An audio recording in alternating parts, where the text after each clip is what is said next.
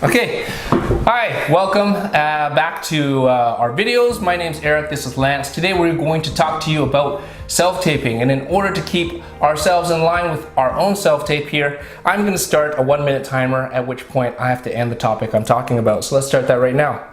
So we're going to talk about equipment first. Some of the things you need in order to self-tape are obviously a camera. Whether or not you're using a digital SLR or you're using your smartphone, the important thing to remember is you're recording in this landscape orientation. That's the way they prefer to see the videos. Some other things you'll need is you need good lighting. Again, whether or not you're using the light you have in your room, natural lighting like a window or a sun deck, it's really important that they can see you on the video. You can see us wearing lav mics here. Sound is extremely important. I've bought these off Amazon for about $30. If you don't have great sound, you can always place a larger microphone on the floor. Make sure you have something for sound.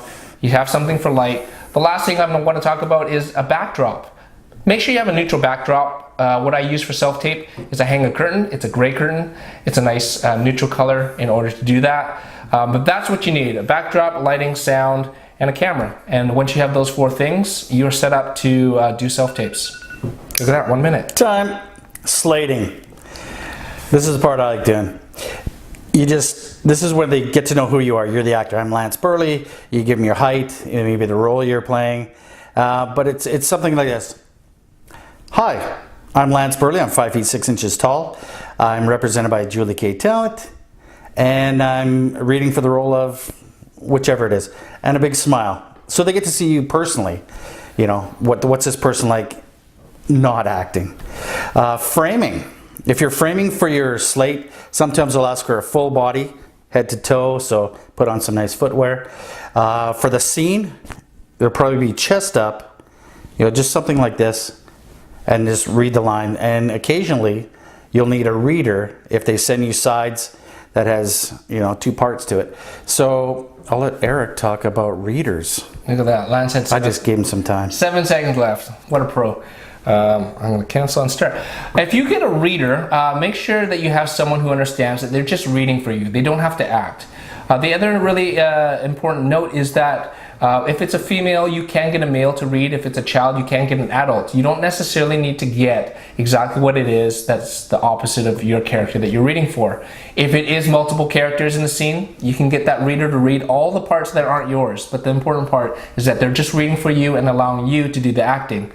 When you get to the editing portion, you're uploading your video from your camera or your phone to your computer. You really don't have to do very much. You might want to, lots of people just do the slate and the video all at once. If you want to glue those 2 things together, that's about all the editing you need to do. You want to add a title, your name, your contact information, and maybe the role that you're auditioning for. That's all that's needed. That's all that's needed for editing. If you want to submit the video, what I personally do is I download the video to my Dropbox account, and then I email the link to that video to them. You can do a similar thing if you don't have a Dropbox account with YouTube, and that's how easy it is to get your video to the casting. And now we talk about your performance. Your first one is going to be, you're just going to look at it and go, oh my God, I blew a line, my eyes are blinking, I was doing something funny. So take your time, learn the lines. You've got time. You can stop the camera and start again. So your 5th one is going to be better than your first one. Your 10th one will be better than your 5th one. It's just going to get better. You're going to get more comfortable. You make some changes. But don't obsess about it. I'll let Eric tell you a bit more about that.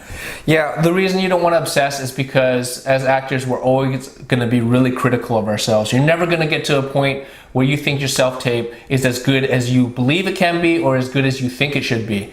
So just go with this mantra. Be happy, not perfect. Okay? Take as many takes as you need to be happy. But realize that maybe when you get to a certain level, maybe you get to 85 or 90% of what you think you need to do, don't work for that last 5 to 10%, because how long is that going to take? If it takes you 3 hours to do that, or even longer, is it worth that 5 to 10% that most other people won't notice? You're the only person that's noticing because you're your own worst critic. So be happy. Don't be perfect. Get it to where you're satisfied. Use your friends, your readers, the people who are watching, and say, what did you think? And trust their opinions. And then be okay. Relax. Upload it to YouTube. Submit it. There you go. That's self-taping in a quick nutshell. Thank you for watching. We hope you come back for more. Have fun. Have fun.